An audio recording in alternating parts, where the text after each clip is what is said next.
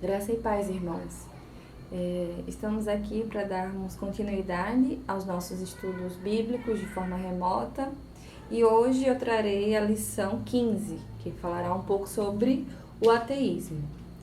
Antes de começar essa lição, eu gostaria de orar com vocês para que Deus esteja nos ajudando a compreender melhor o que é o ateísmo e como podemos responder às questões que sonda a vida de uma pessoa que não acredita em Deus, que não acredita na existência dele.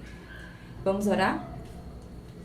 Senhor, obrigada por mais essa semana, obrigada por cada irmão que se dispôs, Pai, a estudar um pouco mais a Tua Palavra, nos ajuda nessa lição, nos direciona, Senhor, que o que for falado aqui seja de acordo com o Teu Espírito Santo, Pai.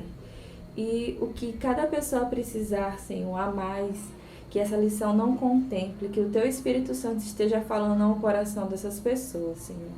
Obrigada por essa oportunidade, em nome de Jesus, amém.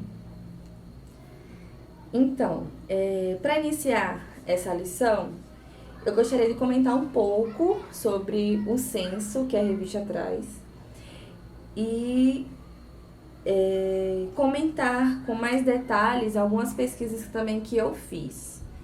A revista, ela trouxe uma informação que, a partir do século XXI, a gente começou a perceber um crescimento das pessoas que se diziam sem religião no censo. Porém, a revista ela não trouxe os dados em números. Então, eu fui pesquisar e verifiquei que, em 2015, no Brasil, houve 8% de pessoas entrevistadas que se declararam sem religião. Já na Inglaterra, esse número foi um pouquinho mais alto, foi 26%. Então, a gente começa a perceber a importância de a gente entender o que é o ateísmo, né? Que é um número que vem crescendo. E se a gente parar para olhar a história, né, a história do cristianismo, a Inglaterra é o berço do cristianismo, foi onde surgiu a maioria dos pensadores cristãos e agora é um dos locais que mais pessoas se declaram sem religião. E quem aqui está nesse bloco, né, do sem religião? Conhecemos dois tipos, né, que a revista também traz. Os ateus declarados, que são aqueles ateus, são aquelas pessoas que realmente não acreditam que existe um Deus. E temos também uma nova categoria, que é chamado de novo ateu, que não é apenas aquela pessoa que não crê. Existem pessoas que creem em Deus, mas essa nova categoria são aquelas pessoas que não encontram relevância para Deus em sua rotina. São pessoas que acreditam em Deus, mas que não colocam na sua rotina. São chamados os novos ateus. Então, com essas duas diferenciações, né, vamos começar a ler mais um pouco do que a revista traz. E eu gostaria de ler um dos versículos que são textos básicos para essa lição. O primeiro, ele se encontra em Salmos, capítulo 10, versículo 4, que diz assim: em sua presunção, o ímpio não o busca. Não há lugar para Deus em nenhum dos seus planos. Aqui fala da primeira, de uma das categorias, né? Que é aquela pessoa que sabe que Deus existe, mas não o busca. É o que a revista chama de novo ateu. E o outro texto básico da lição se encontra em Salmos 14, versículo 1. Diz o tolo em seu coração: Deus não existe. Corromperam-se e cometeram atos detestáveis.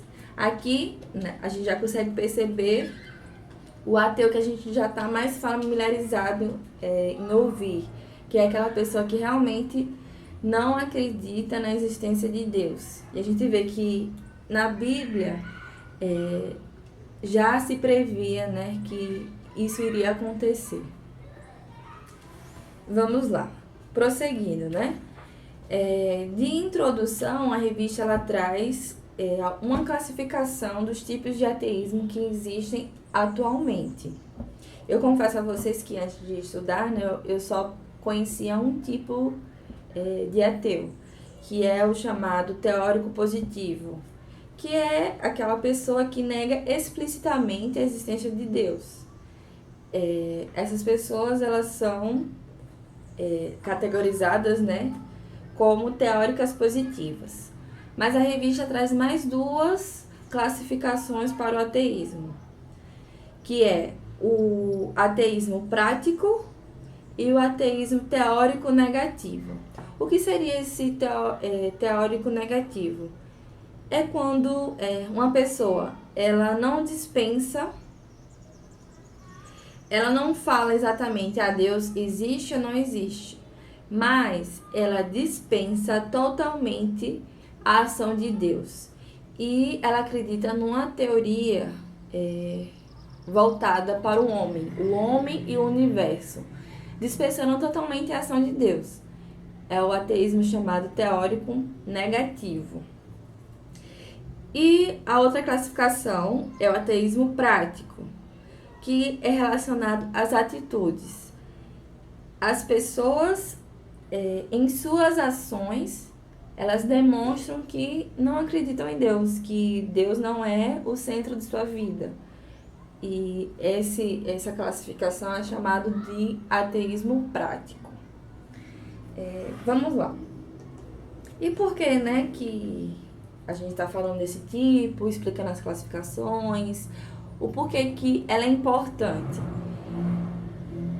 Essas classificações fazem a gente perceber como o movimento ateísta, né, ele vem crescendo e como ele vem se difundindo de formas diferentes, como foi falado aqui, dessas 3 categorias. E faz a gente lembrar, né, do ponto crucial, né, da existência do ateísmo, que foi a partir do século XIX, onde mais pessoas militaram sobre o ateísmo, mais pessoas verbalizaram que eram ateias.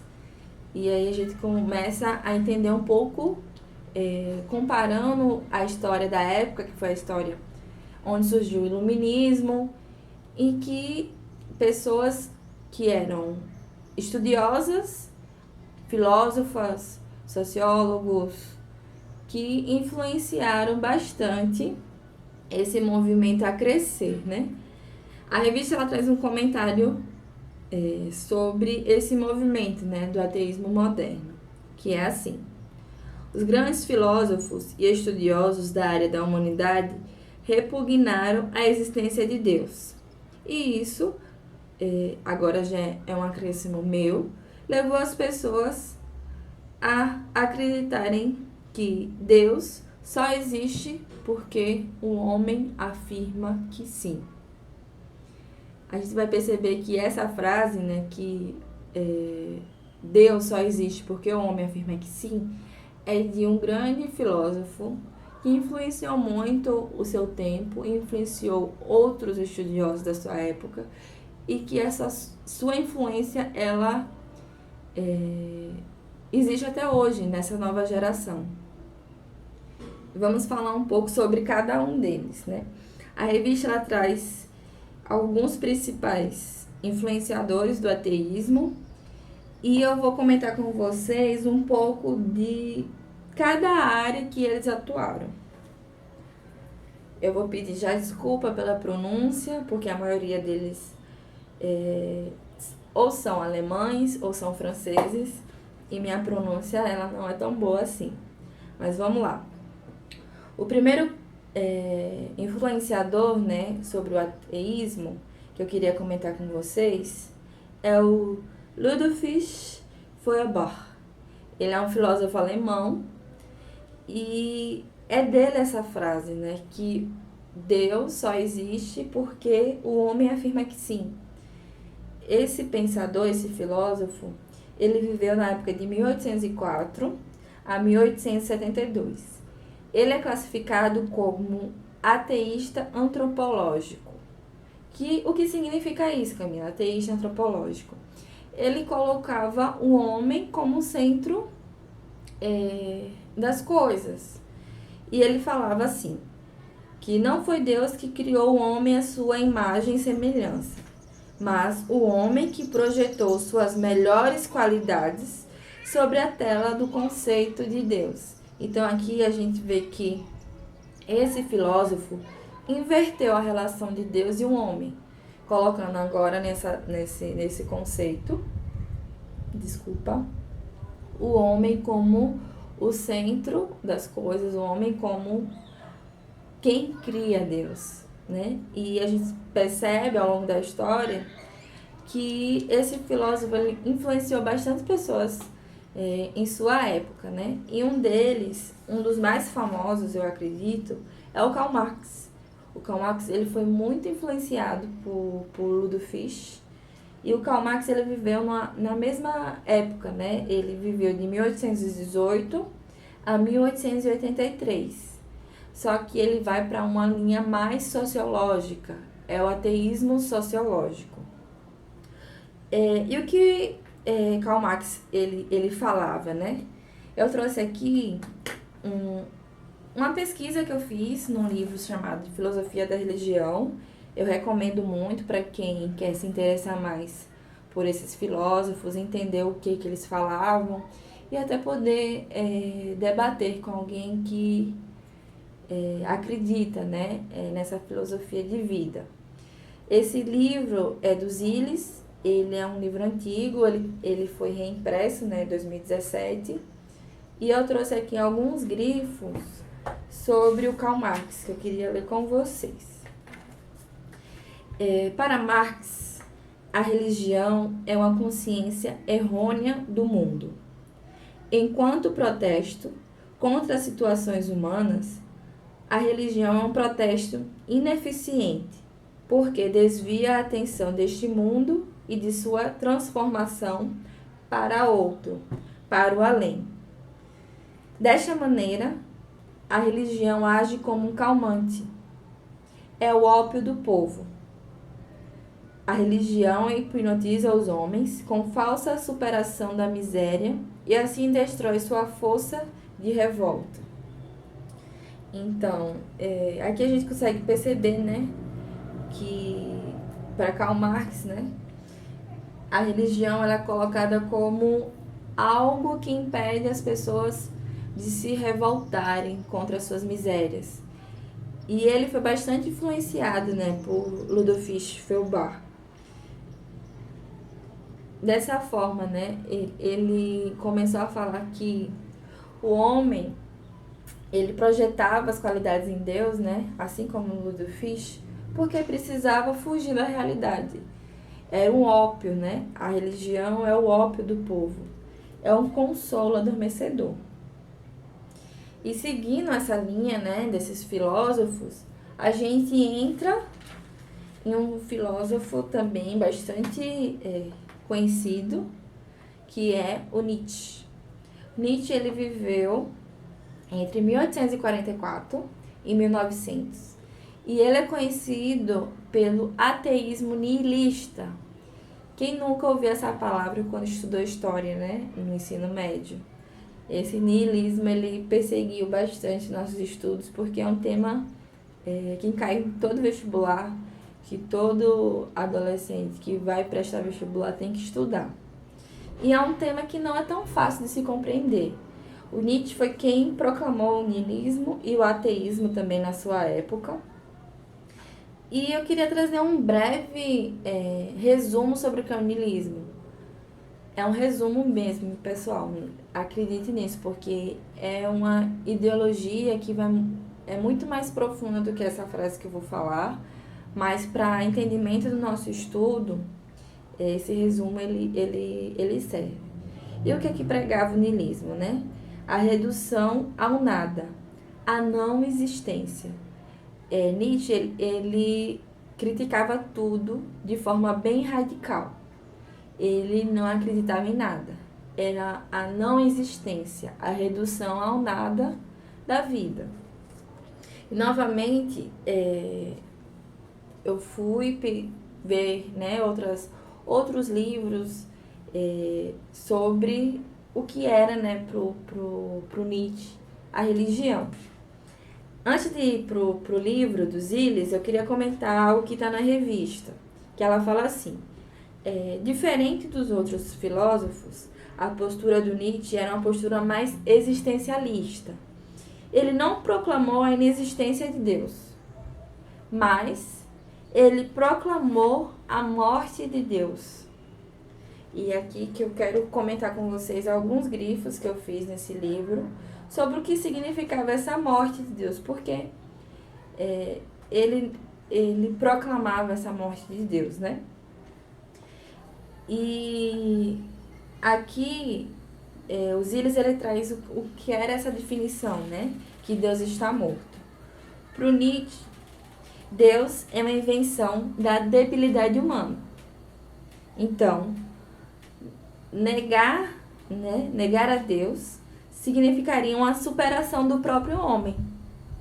É preciso que Deus morra para nascer o super-homem. Então, por isso que ele pregava que Deus estava morto. Porque ele acreditava que Deus era algo criado por uma parte frágil do homem. Então, se o homem conseguisse vencer, né, se afastar de Deus, significaria que ele estava se tornando um super-homem, alguém mais forte. E a gente sabe que não é assim, né? Mas, continuando com o pensamento do Nietzsche, esse movimento, né, de falar que Deus estava morto, ele levou a mudanças de comportamento. Por quê? Imagina só, se Deus existe e Deus agora está morto, algumas coisas que eu fazia em obediência a Deus, elas não fazem mais sentido. Que é o que o livro traz. Com a morte de Deus, morreram todos os demais valores que giravam em torno do conceito de Deus. Doravante, a crença em Deus não mais sufoca a vida. Por Nietzsche.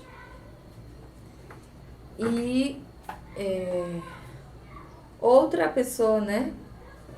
Outro grande influenciador dessa época é o Freud. É alguém que a gente está mais familiarizado em ouvir. E ele prega um ateísmo mais psicanalítico. Freud, ele viveu de 1856 a 1939. E ele sustentava que a religião era uma projeção simbólica do inconsciente e que influía na vida consciente do homem. Para Freud, o adulto, ele regredia à sua fase de criança infantil e projetava em Deus o pai que essa criança queria ter. Então, ele faz essa relação, né, da psicanalítica, que as pessoas que creem em Deus, na verdade, elas estão sofrendo uma regressão para tentar criar um pai perfeito que não tiveram. Então, Deus, ele acaba ocupando essa imagem paterna que essa pessoa não teve. E o último grande influenciador que a revista traz, existem vários, mas esses foram os principais e a gente consegue perceber que eles atuaram em cada área, né, da época que surgiu o iluminismo, cada área que influenciava bastante as pessoas. E esse último influenciador é o Jean-Paul Sartre.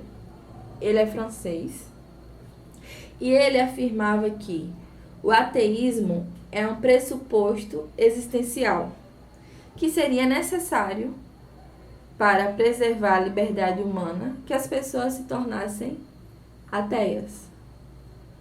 Então, a gente já vê um influenciador do ateísmo existencialista que também viveu nessa época parecida, né? O Sartre ele viveu de 1905 a 1980. E a revista, né, após falar desses influenciadores e de cada área que eles atuaram, ela traz uma diferenciação que eu acho importante comentar com vocês, que é diferenciar a pessoa que se diz ateu das pessoas que seguem o agnosticismo e o ceticismo. Talvez vocês nunca tenham ouvido essas outras duas definições. Então, eu acho importante falar um pouco o que significa, né? O agnosticismo, diferente do ateísmo, fala que não é possível chegar a uma conclusão se Deus existe ou não. E por isso que ele não é considerado, né, o agnóstico ele não é considerado ateu, porque para ele não afirma nem que Deus existe e nem que Deus não existe. Para ele é impossível que se chegue a uma conclusão, mas ele fica nesse nível. O ceticismo, ele fala que é impossível conhecer a existência de Deus, porque é impossível conhecer qualquer verdade. Novamente, diferente do ateísmo, que também nega a existência de Deus, só que para o ateísmo é possível provar que Deus não existe. Já para o ceticismo, é impossível concluir sobre qualquer verdade. Então, as pessoas que são céticas, elas negam a existência de Deus, mas porque não pode provar que nada é verdadeiro. Tá ok? Se vocês tiverem dúvida desses dois conceitos, vocês podem colocar no chat e eu posso responder depois, procuro vocês para esclarecer melhor. Mas eu acho que tá ok até aqui. E o segundo ponto, né, que eu queria falar com vocês então, por que, né, que algumas pessoas começaram a negar a existência de Deus? Por que esses influenciadores, né, em cada área específica começaram a militar, né, a não existência de Deus? A revista ela traz 6 causas para que alguém se torne ateu, né? E a primeira é a teológica. A pessoa passa a ter um conceito errado sobre Deus. Então, por ela ter um conceito errado sobre quem é Deus, ela começa a não acreditar nele, por ter esse estudo errado. A segunda causa é a causa eclesiástica. Essa é uma causa que nós da igreja, a gente consegue perceber muito esse movimento. Que é o quê? Que são as pessoas que são decepcionadas com a igreja. Pessoas que frequentavam, que eram cristãs, e que em algum momento se decepcionou com algo que aconteceu na igreja, com seu líder, com algo que prejudicou seu relacionamento com Deus. E elas começam a fazer esse movimento, né, de não acreditar na existência de Deus. Essa é a segunda causa que a revista traz.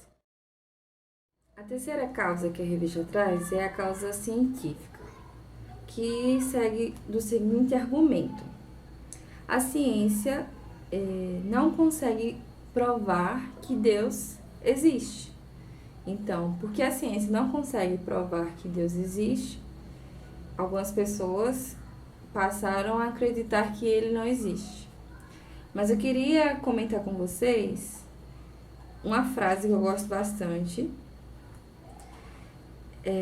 que diz assim: se por vezes é difícil provar que Deus existe, é sempre impossível provar que ele não existe. Essa frase foi de um matemático bastante conhecido na área das exatas, que é o Pascal. E eu gosto muito dessa frase, porque eu sou uma aluna pesquisadora e eu trabalho com a ciência, é algo que eu lido, né, todos os dias. E é incrível você falar, né, que é impossível provar a não existência de Deus. É difícil um diálogo com um cientista, em você chegar para um cientista e falar que ele precisa ter fé para acreditar em Deus, mas é extremamente impossível você provar que Deus não existe. Então, eu gosto bastante dessa frase, desse matemático, e por isso eu quis trazer ela para vocês. A quarta causa que a revista traz é antropológica, que a gente já está um pouco familiarizada, que é uma das causas que o Ludovic Feuerbach ele traz, que diz o seguinte: o homem é a medida de todas as coisas. Então, o sentido da vida é feito a partir do homem e tendo o homem como critério. Então, para essas pessoas que vivem colocando o homem no centro das coisas, é impossível para elas conhecer a Deus, porque o critério humano ele é muito falho, ele é muito limitado. E como é que você vai descrever, né, com a mente limitada, um Deus que é ilimitado? Então, a quarta causa que a revista traz é essa, a antropologia. Você colocar um homem como o centro de tudo, do universo de tudo. Você nunca vai chegar a Deus se você fizer esse movimento. A quinta causa é a causa maligna. A revista ela traz uma frase bem simples, mas ela é bem impactante. Não sejamos ingênuos, nos esquecendo que a Bíblia afirma que o maligno ele se levanta contra tudo que se chama Deus, como está escrito em 2 Tessalonicenses, capítulo 2, versículo 3 ao 4. A sexta e última causa trazida pela revista é a materialista. As pessoas se esquecem de Deus muito mais em tempo de abundância do que em tempo de escassez. Esse versículo em particular eu queria ler com vocês. Ele está em Deuteronômios, capítulo 32, versículo 13 ao 15. A gente consegue perceber nesses relatos que a Bíblia traz o como facilmente o homem, quando está na fartura, ele se esquece de Deus, né? Diz assim: ele o fez cavalgar nos lugares de altos da terra e o alimentou com o fruto dos campos. Ele o nutriu com mel tirado da rocha e com óleo extraído do penhasco pedregoso, com coalhada e leite do gado e do rebanho, e com cordeiros e bodes cevados, com os melhores carneiros de Bazã, e com as mais excelentes sementes de trigo. Você bebeu o espumoso sangue das uvas. Jesurum engordou e deu pontapés. Você engordou, tornou-se pesado e farto de comida. Abandonou o Deus que o fez e rejeitou a rocha que é o seu Salvador. Então, a gente lê aqui um breve relato, né, do que aconteceu com Israel, que num momento de fartura, né, como ele fala aqui, que Jesurum, que significa, é o nome poético, né, dado a Israel, engordou. E a partir do momento que ele ficou gordo, farto de comida, passou a abandonar o Deus que o fez. Então, essa é a sexta causa, né? A materialista. Quando as coisas que a gente tem passam a ser uma forma de nos afastar, né? Do convívio, do relacionamento com Deus. Porém, essas causas, elas explicam o movimento ateísta, mas não o justificam. Queria deixar bem claro, é algo que a revista também traz, esse grifo, né? Que ela explica, né? Mas não é justificável. O último ponto que a revista traz são as respostas bíblicas ao ateísmo. São falados aqui 3 pontos, E eu quero que vocês prestem bastante atenção. O primeiro é a razão humana. E eu trouxe algumas coisas para melhor entendermos, né, o que significa isso. A razão humana faz a gente acreditar que Deus existe. Por quê? Primeiro, todo ser humano ele é dotado de uma percepção intuitiva, que é algo maior que ele mesmo existe. A gente olha para o universo e a gente percebe que ele não existiria sem que alguém antes dele e maior que ele o criasse. Um mundo que passa da desordem para a ordem, onde cada célula que compõe o nosso corpo exerce sua função perfeitamente. Um mundo em que a natureza harmoniosamente mantém todas as condições necessárias para a vida, através da fotossíntese, através da cadeia alimentar. Não é um mundo que existiu sem que alguém o criasse. Então, de maneira intuitiva, todo ser humano tem isso em si. Em olhar para o universo, em olhar para a perfeição das coisas, da harmonização da natureza e de tudo que nos cerca, e ver que foi necessário algo além do homem para que isso existisse. Platão, ele chamou esse ser que criou as coisas de demiurgo. Mas para nós cristãos, sabemos que esse ser é Deus, que tudo foi obra dele, tudo foi providenciado por Deus para que possamos viver, né, essa vida aqui na Terra, respirando um ar que é propício ao nosso corpo, nos alimentando, nos relacionando com a natureza de maneira que é propícia às nossas condições de vida. Então, essa é a primeira argumentação, né? A razão humana, né? Essa forma intuitiva de acreditar que algo além de nós existe. O segundo é a palavra de Deus. A palavra de Deus, ela é a autorrevelação, né, de Deus para as pessoas. Porém, a Bíblia, ela mesma ensina que para que o ser humano compreenda essa revelação de Deus, é preciso que ele se achegue a Deus com fé. E aí que é um argumento que é mais difícil, né? Para você conversar com alguém que usa a razão o tempo todo. Porque a fé não é algo palpável, não é algo que você consegue comprovar. Você tem que crer. E a própria palavra de Deus, que é impossível você conhecer a Deus sem que você exerça esse movimento de fé.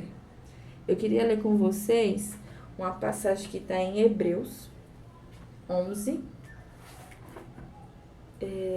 versículo 6.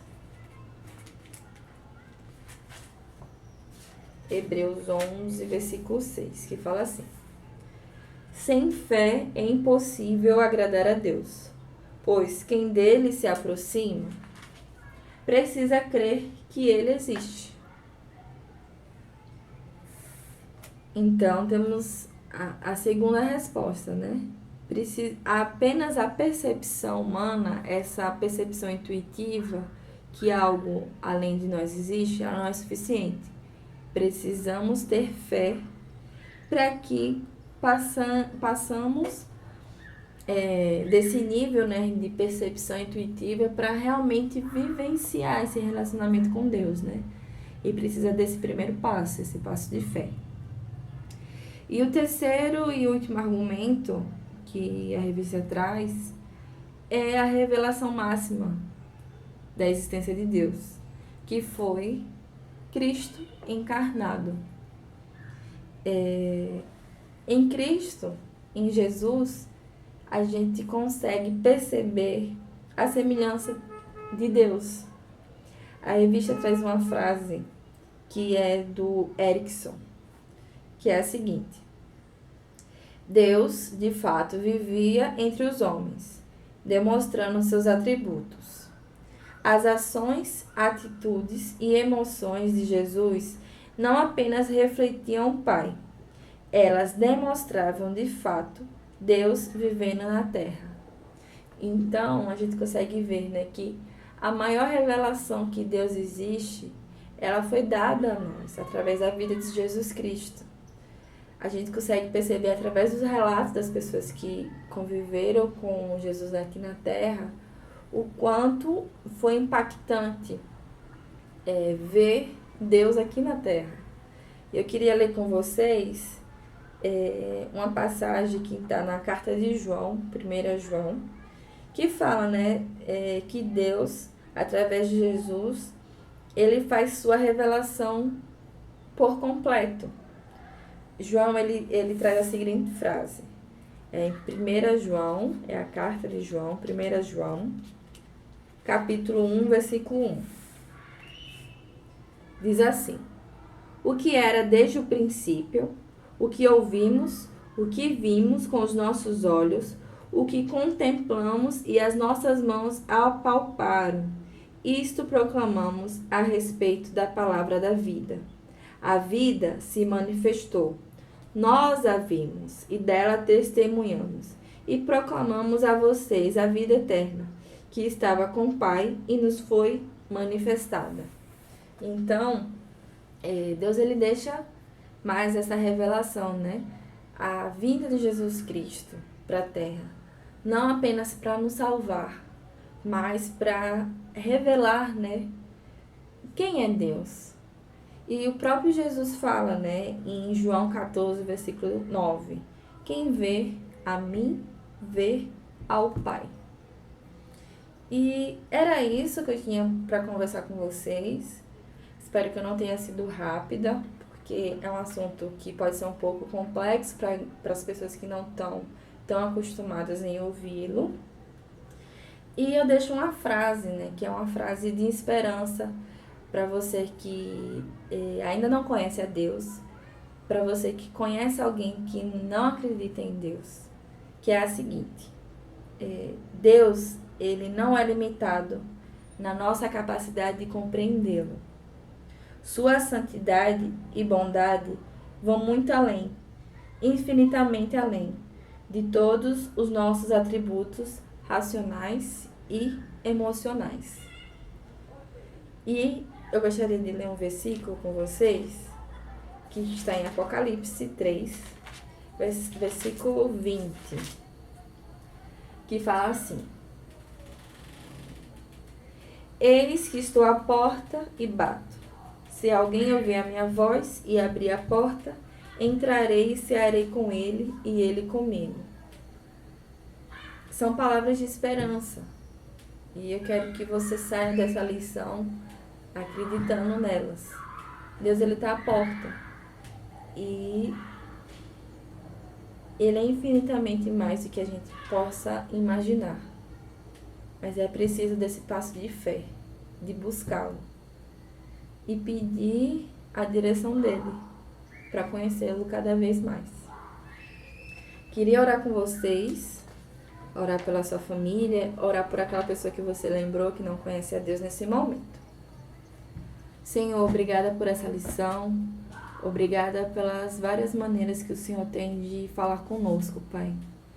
Obrigada por teu amor ser tão real, tão além da nossa capacidade de entendê-lo, Senhor. Te peço por cada pessoa que ouviu essa lição, por seus familiares, por seus amigos, por aquela pessoa que não acredita na sua existência, Pai. Que o Senhor esteja falando com ela em particular, Senhor. Te agradecemos por tudo, porque já sabemos que essa foi uma lição, que já foi uma porta, Pai, para a sua entrada na vida dessa pessoa, Senhor. Eu te agradeço e te louvo, Pai. Dá-nos uma semana abençoada, em nome de Jesus. Amém. Obrigada por vocês terem ficado até o final. Tenham uma ótima semana. Que Deus abençoe.